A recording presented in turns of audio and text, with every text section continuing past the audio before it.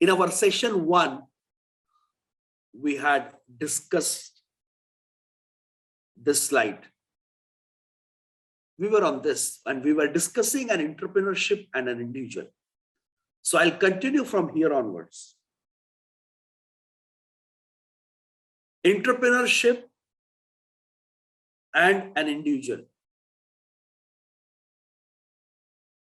You are an individual. You are not an entrepreneur right now. Just an individual. Either it could be you, it could be I, anybody around us. And the entrepreneurship looks what into us?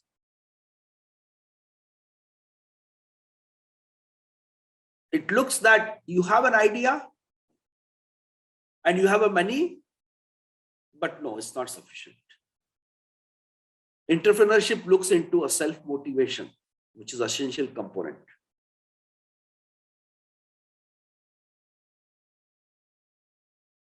How passionate you are. Do you have a business today or not? Do you have you are burning your money? You are burning your capitals, but you are not able to generate the revenues. But are you sustainable in this scenario? Are you have that risk-taking capacity? Are you holding your strategy close to your heart?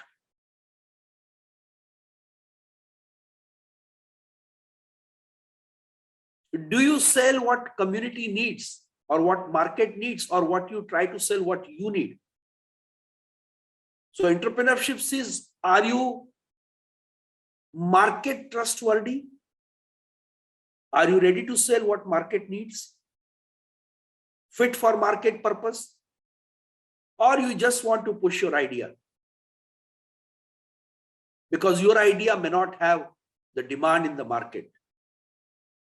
But your idea with a test of market could really hit the demand curve. So that is what we have discussed in session 1 conclusion. But we'll continue here on. Entrepreneurship and individual is still to continue. The phenomena of networking is very important. A business strategy or a personal strategy have to have the concept of networking. And why networking is essential? Why it is critical for the business model?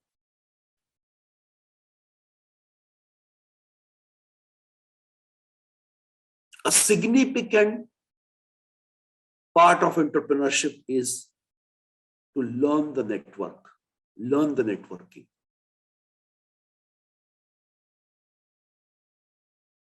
Without networking, you cannot reach the market. You cannot reach to the customer. Without networking, you cannot arrange the capital from venture capitalists for your enterprise.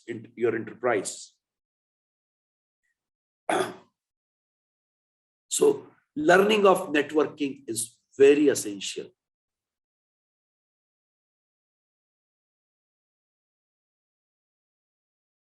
And networking does not stop there.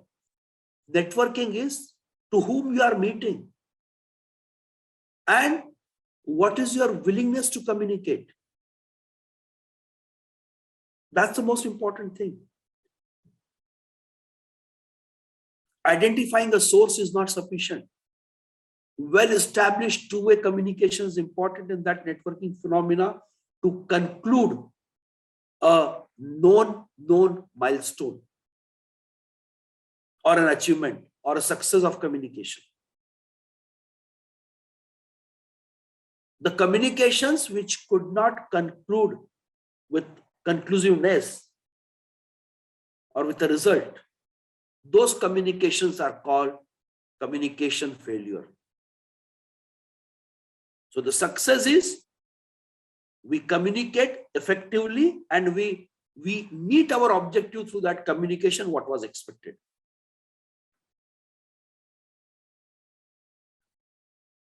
You alone cannot do anything. This does not mean that you are not capable. You are capable.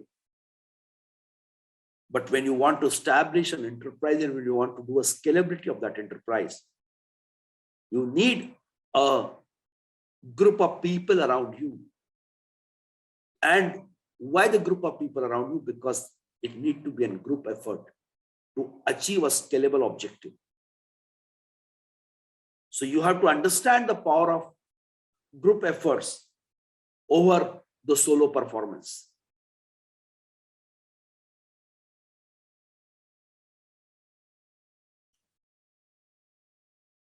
Find source of opportunity for networking and learn how to be successful. You have to find out what are the sources and what are the opportunities from networking and how the things can make it successful. So the networking is a phenomena, and entrepreneurship looks into an entrepreneur.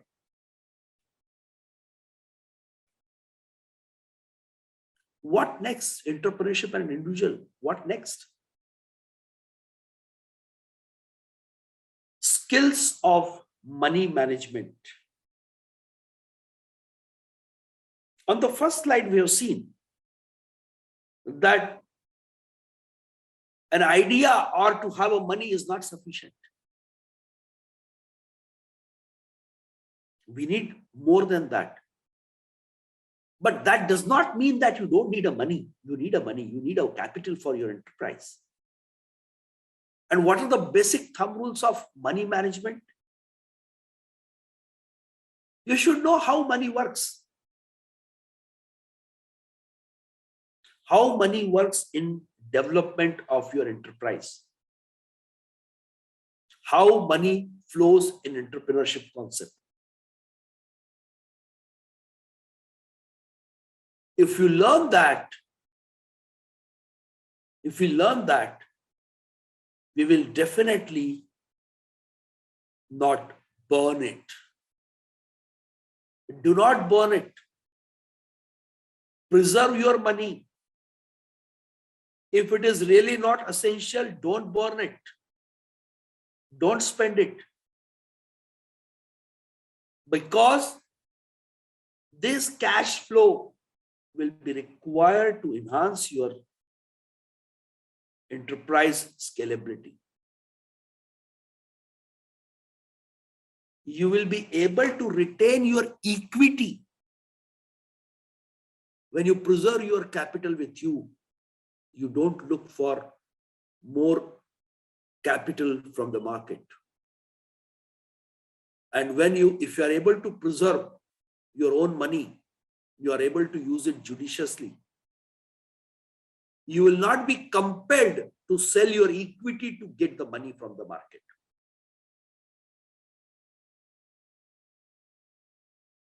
So you had a great idea. You have created a great opportunity out of it. But when you needed the capital venture, you sold your equity and you are left off with 10%, 20%, 30% equity, because that was your passion to develop that business or that enterprise. But ultimately, there's an aim to make a profit. Again, that is what we saw in our session 1. So for that purpose, to preserve your equity, not to sell your equity for getting the capital, make sure that you do not burn the money.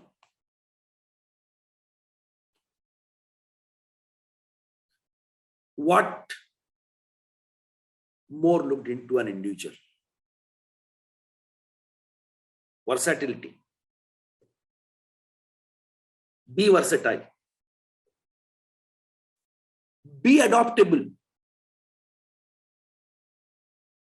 Be adjustable. And why so? Because these are essential component of problem solving.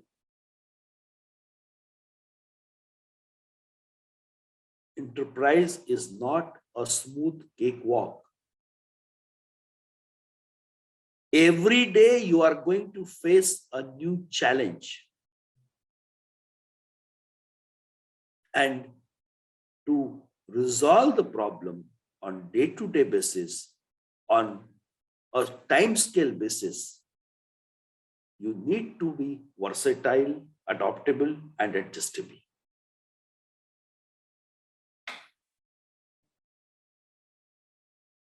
Keep a clear vision and target in your entrepreneurship. Stay on top of your industry. It's a big statement, but it's a true statement. This should be your vision, to remain on the top of your industry. And we looked into that point and concept of sustainability, that you need to be sustainable to remain on the top of your industry. And to stay on the top of your industry, always be prepared to make improvements. Don't be rigid towards changes. Accept the changes. Be adaptable. Be adjustable. And keep improvising. We have an example of the industry that when they have not improved the technology of X-ray film-based cameras, if you don't improvise, if you don't adopt the innovations, you will be getting the hit of disruption in the industry, because the customer needs easy, workable, cheap, at low cost solutions to their problems. So the whole industry and entrepreneurship is working to meet the customer desire. Customer desire is not visible, but the whole industry, whole entrepreneurship is always working to meet the desire of the customer. Best product at low cost. Easy solutions at low cost. So keep improvising.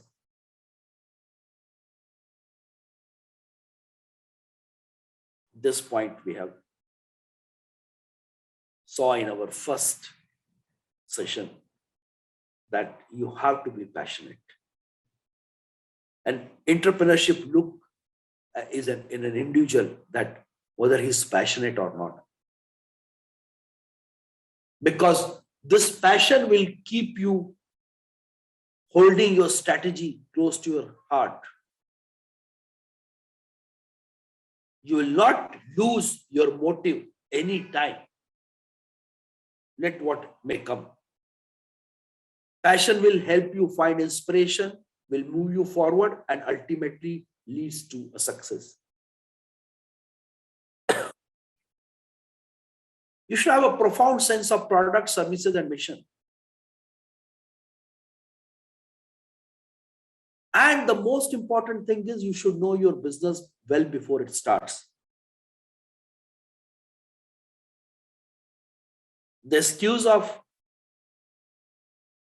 upon any small failure or a big failure that I was not doing this is indicate that you're not passionate about your enterprise or your business model. Because you have to give a genuine try to know each and everything about your business in depth. You have to be a financial wizard. You have to be a technical wizard on your subject, what you're working upon. If not, learn it. But you should know before starting it. Same like you should know all the controls before driving a car. If you don't know it, you may meet an accident. So you should know your business well before start. That was something about an entrepreneurship looks into the characteristics looked into an individual, a basic minimum characteristics looked into an individual. And they, by the way, they don't change.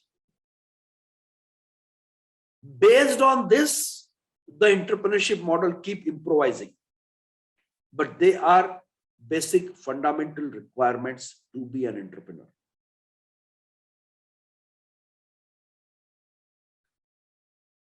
There is a programs available, online programs available, programs provided by the government of respective countries or states, entrepreneurship development program.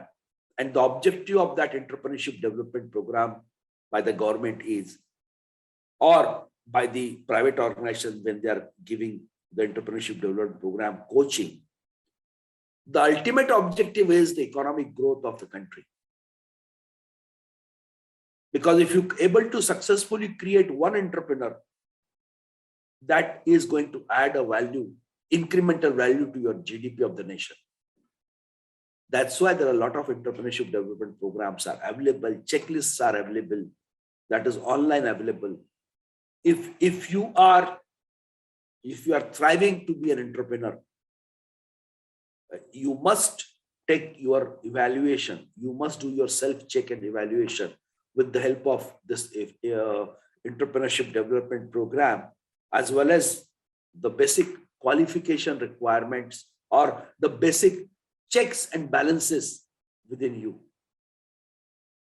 which helps to educate you, which helps to do a SWOT analysis for your personality, suitability of entrepreneurship. And what is an objective of this entrepreneurship development program?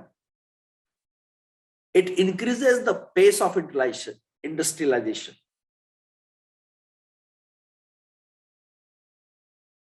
That's very natural. You are generating more entrepreneurs. So automatically industrialization scale, growth, maybe a straight line, stagnant, could be a linear growth or could be an exponential growth, or even equal percentage growth sometime. Industrialization, rural and backward areas. Yeah. I was talking a lot about growth of small towns and villages in our session 1. So the growth of industry is not limited to the big cities or metro cities or cosmo cities. No. The industrial growth, when it reaches to the rural and backward areas, that add a huge value to the country as well as to the society in turn. So the entrepreneurship development program even target the growth of industries in the rural and the backward areas.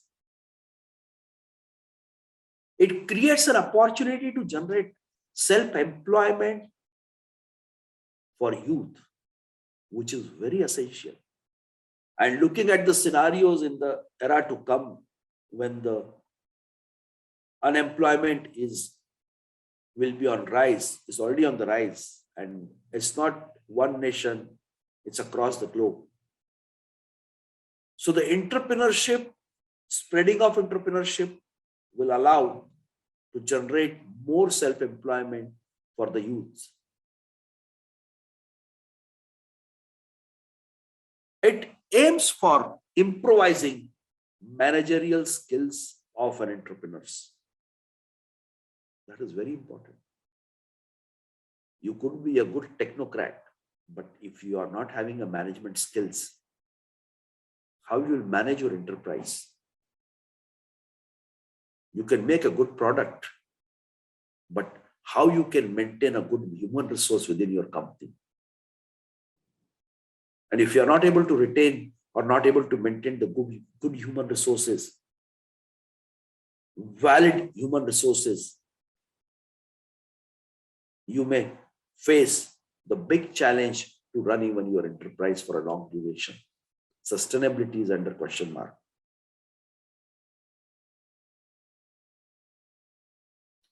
Development of small and medium units for generation and dispersal of ownership. The startups or the small units, they are essentially required for the growth of the nation. Because small and medium scale industries, SMEs, MSMEs, they only become a scalable industry over a period of time. The big companies across the world were once upon a time were startups. So that's very important for the development of small and medium scale units across the country. That is a basic understanding on entrepreneurship development program. You may be willing to be an entrepreneur or not, that's something different, but sometime just try as online programs available for this, online checks are available for this. Try to take up those checks, test on entrepreneurship quality and properties. Because even if you are not opening up, or if you are not making up any small enterprise, or you're not starting a startup, but even if you are an employee of an organization, these courses help you out to understand an ownership concept. It gives you more eye-opening and long vision how to deal your subordinates as an owner, how to deal your colleagues and your bosses as an owner. So it's good to learn. Whether you start an enterprise or not, that's a different issue, but it's good to learn the concept. I'm going to take a pause, Rohan, now.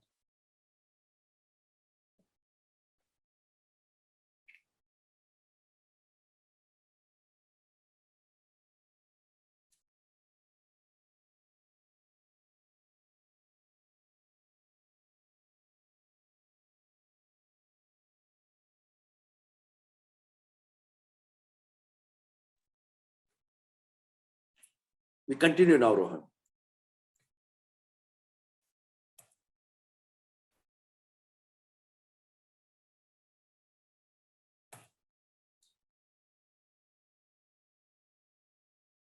Now we'll look into the types of entrepreneurship.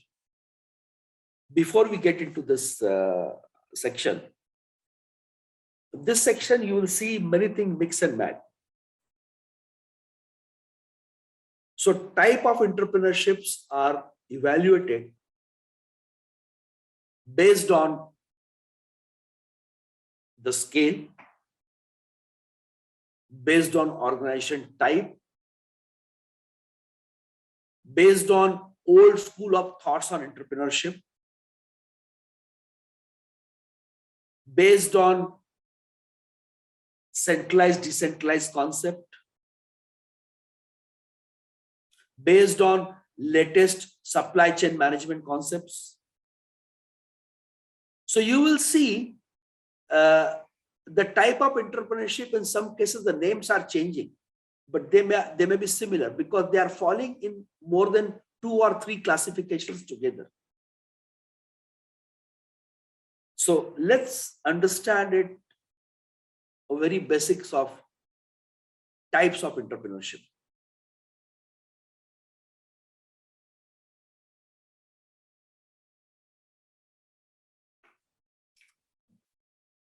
Private entrepreneurship. And what is that? When an individual or group of individuals start a business, takes risk and initiate innovation in the private sector, it is called private entrepreneurship. And the main objective of this private entrepreneurship is to earn the profits. Simple. The development of such entrepreneurs has been possible due to private enterprises. Private entrepreneurship is a global phenomenon. You can see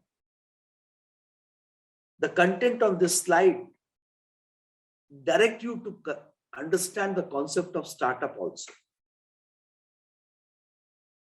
But not taking the name of startup for a while, a private entrepreneurship is nothing but simply empowering you to be an entrepreneur.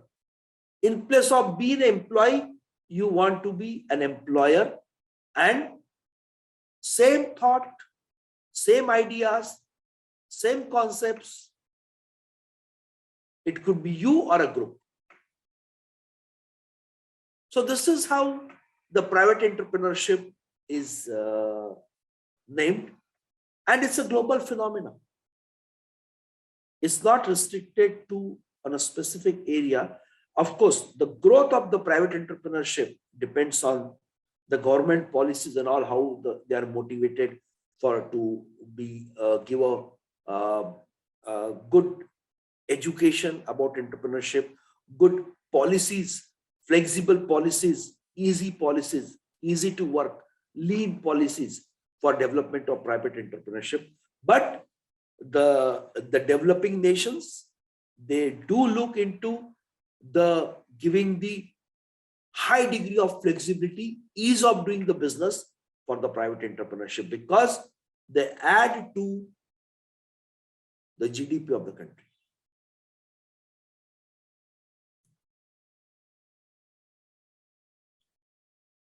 Public sector, government sectors, correct? And what is that exactly? What is the concept of government or public entrepreneurship?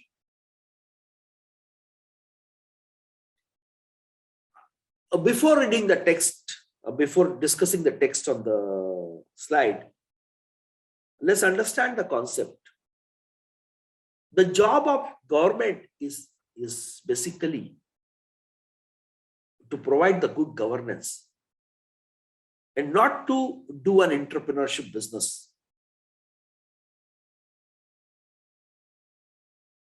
Correct? But government has to play a role where the countries need to be developed at a larger scale. Take the example of India. After the freedom in 1947, India needs to develop a good and a broad infrastructure development across the country. And we all know, for those infrastructure development, for the basic essential requirements, you need steel. So government started Steel Authority of India Limited. You need power. So the government started National Thermal Power NTPC company. You need oil and gas. So government started Oil and Natural Gas Corporation. You need coal for energy in addition to oil and gas. So government started Coal India. So the point here is the government or public entrepreneurships were developed to meet first of all the scalable and huge demand across the country, because it requires huge venture capital, it required huge capital investment. Probably a private or a small sector cannot do that scalable job for the nation. So government fundings are required. Government equities are of high, in this case 90% plus, 95% plus, or maybe 100% in some cases. So the government takes the lead when nation needed, when the country needed that scalable business. And at the same time, for socialist and communist countries, there are many organizations many entrepreneurships are there across the countries.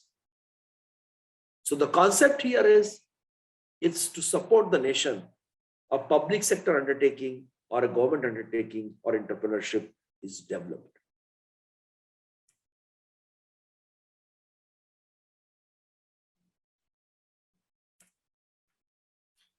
Joint entrepreneurship. The joint entrepreneurship concept is very popular. It could be between the private and government. It could be between private and private. It could be a private of one country and government of another country. It could be government of one country and private of another country. It's all across. So private and government ownership jointly involved in enterprise joint entrepreneurship. What are the reasons behind it basically? The reason is, again, when you want to do a scalable business at the country level, government plays an important role into it, or a public sector which is owned by government takes an important role into it. And because to give a confidence to a multinational company to invest in one country, the government takes a lead and says, look, I'm your partner in this country. Come and do a business in our country. We participate with you. And joint entrepreneurships, it could be in the form of joint venture. It could be in the form of joint operations. Transfer of knowledge is the biggest strength of this enterprise. Risks are shared, technologies are shared, and the transfer of knowledge happens. I'm just giving an example of India. Joint entrepreneurship has been adopted due to various reasons, like achieving the goal of plans, check the concentration of economic power. As I said, why somebody will invest in another country? Encouraging new entrepreneurs, that's also very important. Take an example of India. The oil and gas exploration business has been liberalized. The private sector also can win the opportunity and they can do a business there, not only the government undertaking companies. So over a period of time, many private entrepreneurs have jumped into the business and they're doing the business. Look now at the future of this business model, because we all know the oil and gas exploration and production is a high risk game. So if these private sectors, if they are not able to do, I'm talking of the small, medium scale private sectors who are jumped into the business and who got some areas to work for exploration and production. But at the same time, if their success story do not continue for a couple of years, correct, they may be out of the business. But at the same time, if there is a partnership between private and government start taking, because already if the private sectors are not working in the country in this high risk business, government has to work, because nation need oil, nation need energy. So in that scenario, if government gets with a joint entrepreneurship or a joint ownership of the assets and the business model, probably we will be able to groom more and more private entrepreneurs in the business. We will be able to make private entrepreneurs to be in sustainable business model for years to come. And not only one or two, you can create a ladder of new entrepreneurs who will be not the new entrepreneur, they will be your energy entrepreneur in that scenario, the example which I'm quoting right now. So the sustainable growth of private entrepreneurs also need to be supported with the help of joint entrepreneurship. And that is one of the lucrative part of the joint entrepreneurship. And at the same time, the private industries, because if they don't look a profit in the rural area and the backward area, government has to give them some concessions and all. That's one thing. But still, to bring them to establish their infrastructure there, to establish an enterprise over there, if there is a joint public sector undertaking, joint collaboration is there in those areas, we can attract more and more privatization into the rural areas and the backward areas of the country.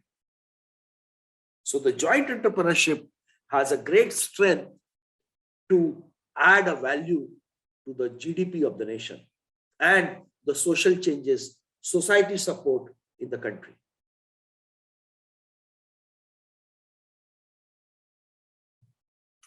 Another type of joint entrepreneurship, not joint entrepreneurship, sorry, another type of entrepreneurship. And that is what? That is cooperative. We all know the cooperative enterprises, correct? We have seen them, cooperative enterprises, and even today we are seeing them, correct? The aim is to have no profit, no loss, but to meet the society requirement, basic essential requirements of the society, correct? So they are the cooperative entrepreneurship model. And what is that exactly? Cooperative entrepreneurship. People collectively establish enterprises, bear risk, and carry out innovations on the cooperative basis. It is known as cooperative entrepreneurship.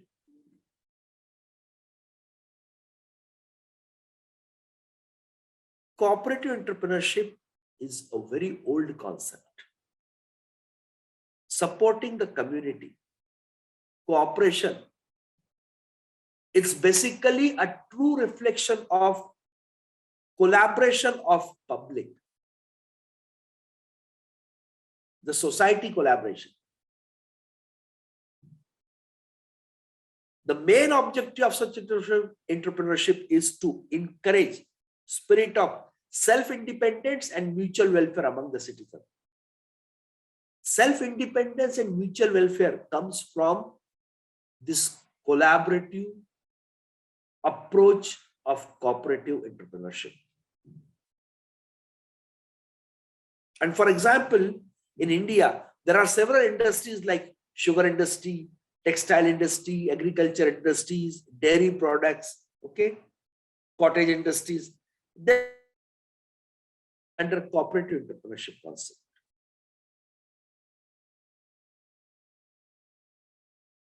At a large scale,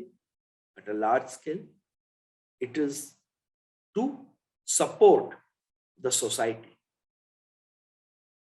growth of the society, and essential commodities and requirements of society. So cooperative entrepreneurship aiming on these aspects of the entrepreneurship business model.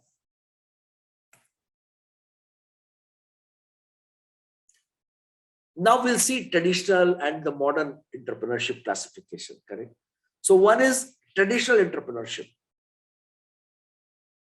And what is that exactly? Production follows traditional methods. Changes are very slow. Research and development activities are not in focus. If you are doing a business, if you are in a traditional entrepreneurship, if you have a dealership, if you have a distributionship, correct? If you are producing a particular cotton and you are supplying, but these are basic essential requirements. There are no innovations into it, but you have to do it because that meets the basic requirement of the society. So we are not doing it. What we are not doing it? We are not doing changes to the business model.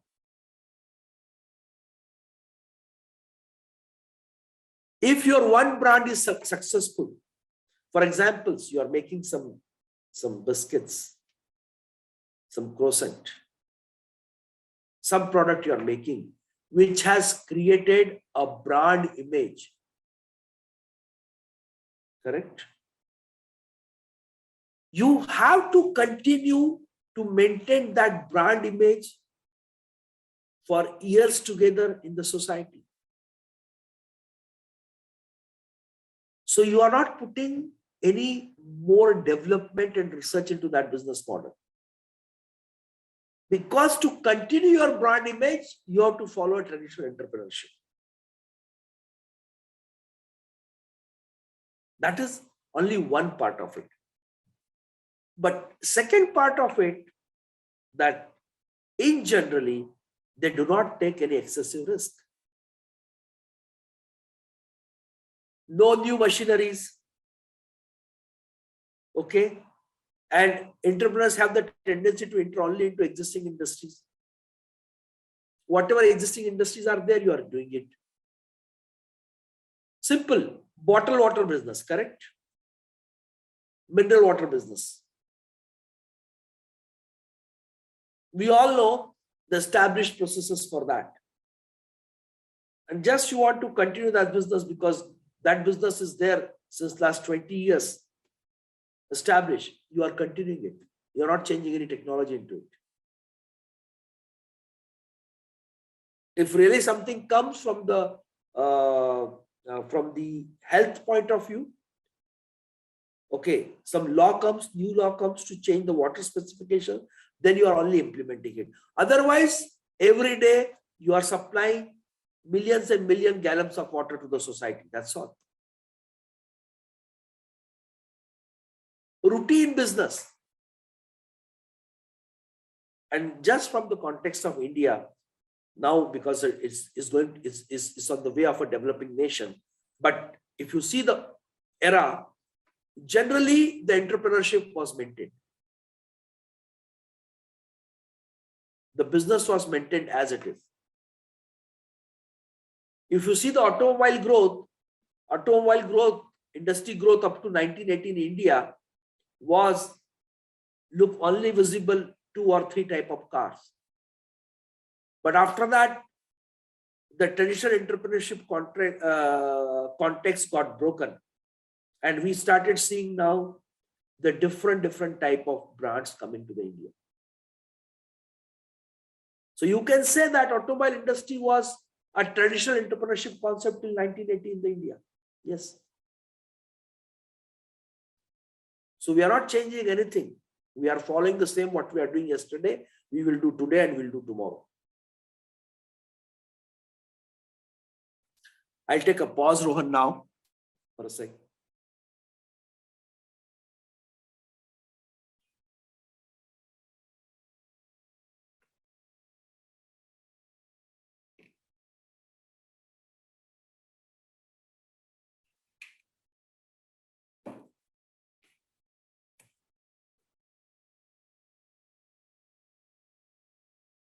Now that was the traditional entrepreneurship.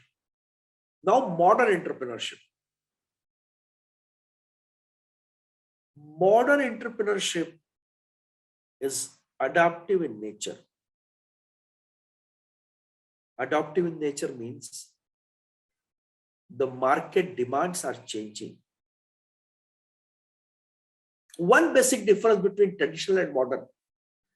Traditional believes that what they are producing is accepted by society.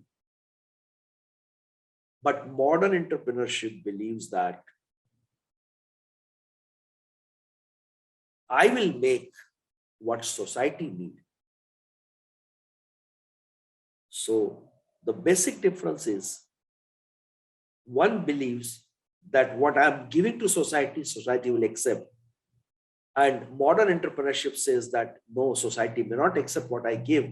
So let me make what society needs, because society demands changes day by day. So the modern entrepreneurship is a strategy which take high risk, bold decision, innovations to meet the customer demand, adopt the latest technologies, and is scalable and accelerated enterprise expansion. I have to meet the demand. From all possible places, we are going to meet the demand. We are going to feed the society what society needed. So I will change my business model under the modern entrepreneurship concept. I will scale it. I will accelerate the expansions. Because when I meet the society demand, when I meet the national demand on today's timeline, automatically I have to produce the new product, new technology, new innovations at a larger scale, because I don't have an establishment for that. So they are ready to take a bold decision. They are ready to take a high risk.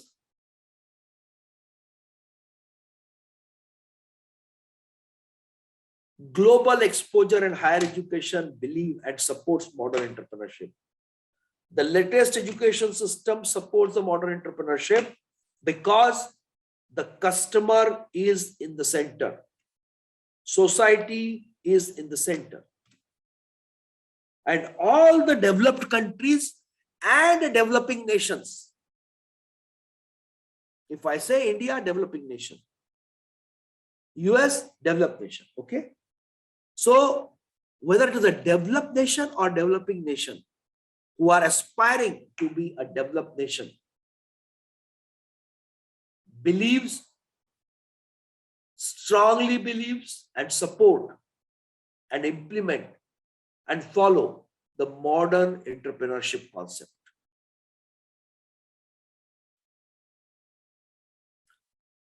Now, another type of classifications, okay, that is centralized versus decentralized entrepreneurship.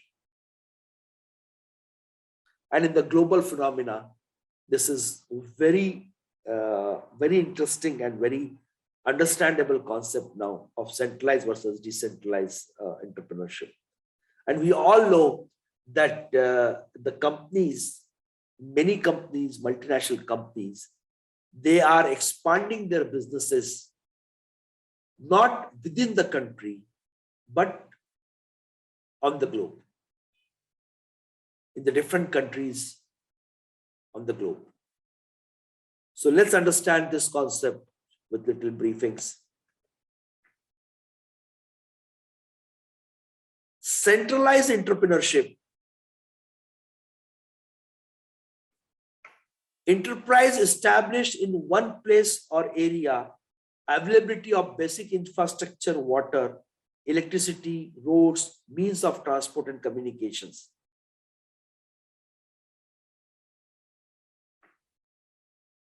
Generally, enterprise establishes one area. And why? Because basic infrastructures are available.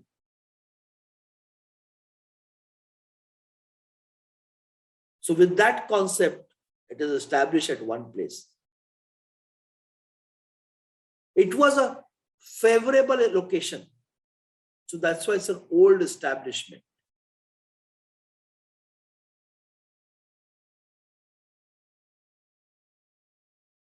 New entrepreneurs prefer to establish the industries in the industrial development areas to take advantage of available facilities. We try to open a new entrepreneurs want to open an enterprise with the centralized entrepreneurship concept to open in the same industrial area where already the industries are there. So if industries are there, roads are there, water supply is there, electricity is there, correct? Means of transport and communication is well established. So you are not going to a land where the infrastructure is not available for enterprise. So it's one of the preferred choices looking from infrastructure stability point of view for the new entrepreneurs. Economics perspective indicates profitability is only up to a certain extent. Because we have to understand one point, that area, industrial area, could be a saturated area also. But probably you are compromising the supply chain management cost, SCM cost, supply chain management cost, life cycle cost for your product. And if that cost is compromised just by looking at the availability of infrastructure, it could be a severe problem and obstacles arising in the future.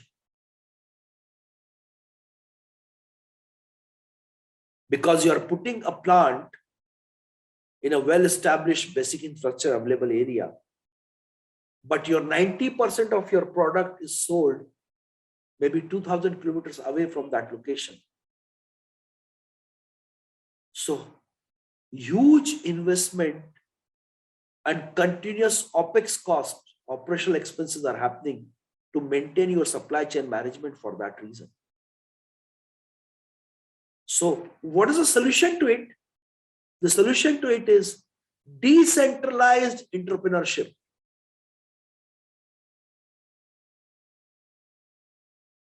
Why not to make an enterprise in the area where you have high demand curve?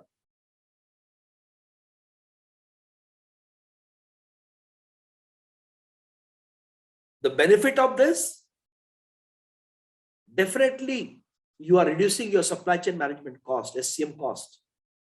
But at the same time, from the governmental perspective, from the governance perspective, government support this because this gives a freedom to open an enterprise in the backward areas, rural areas, and to motivate that, government provides a subsidiary, keep providing the subsidiary in such areas over a period of time to accelerate the entrepreneurship curve.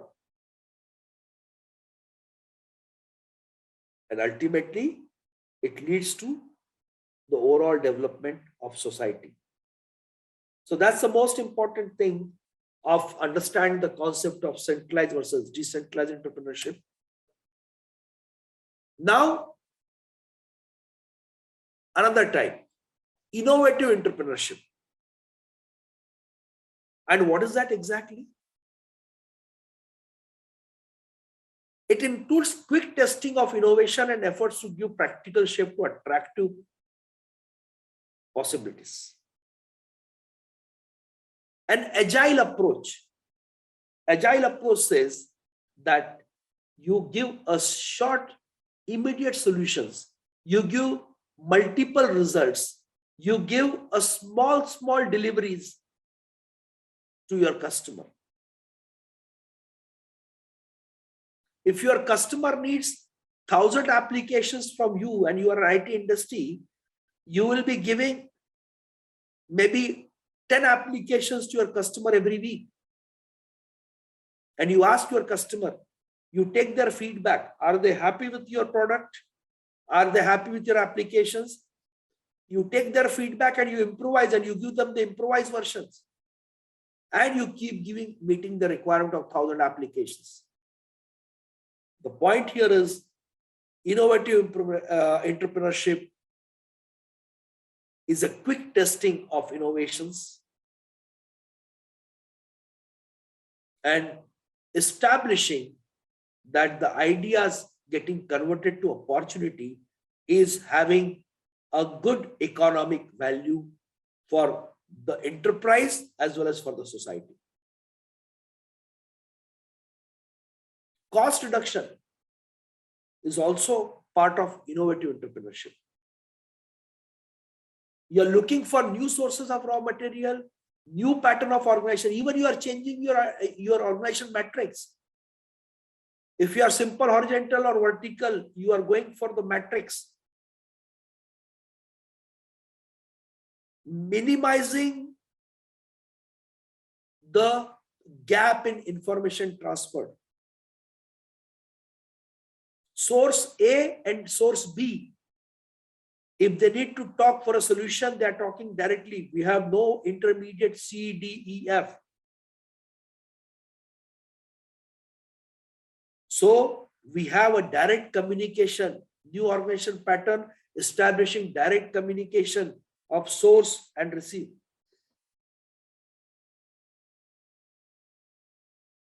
generating demand through new commodity or improved variety of the commodity and entry into new markets. New commodities are created. Alternatives are given to the customer.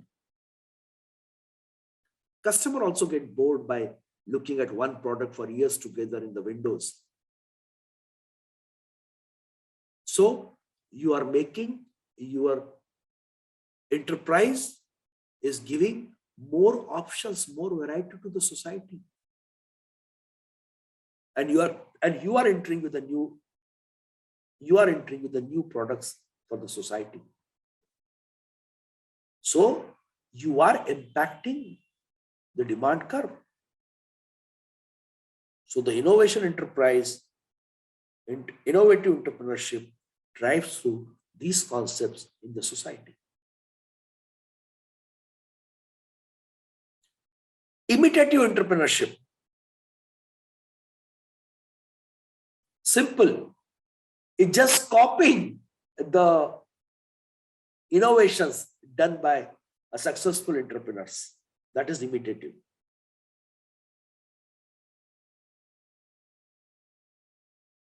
Fabian entrepreneurship.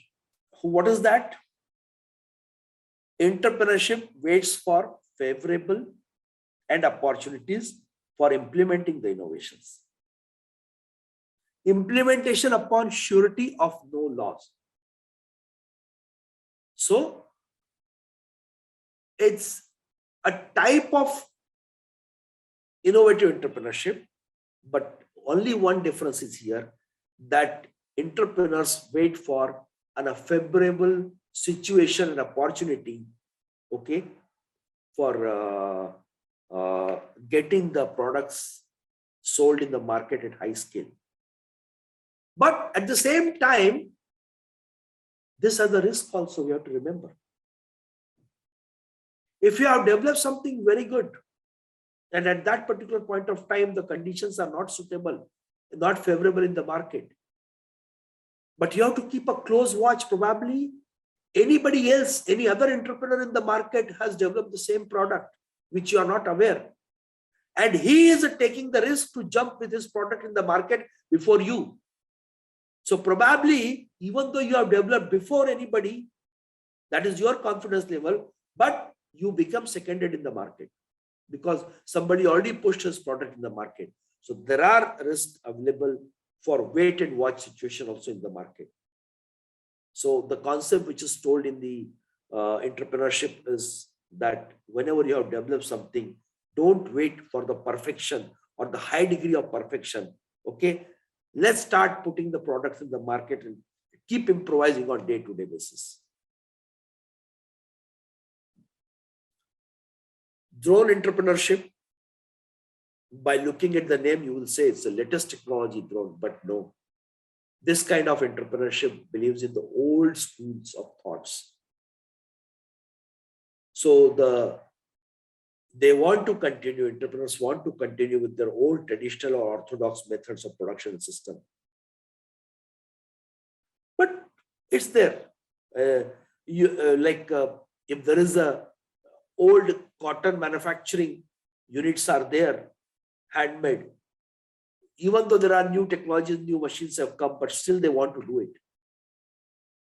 because they believe that creates a feel of handmade and it maintains the quality and the desired specifications which cannot be made by the machines.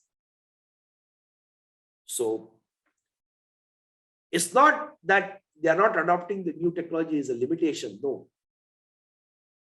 There is something which is called organic also. So somewhere the concept of organic follows the drone entrepreneurship.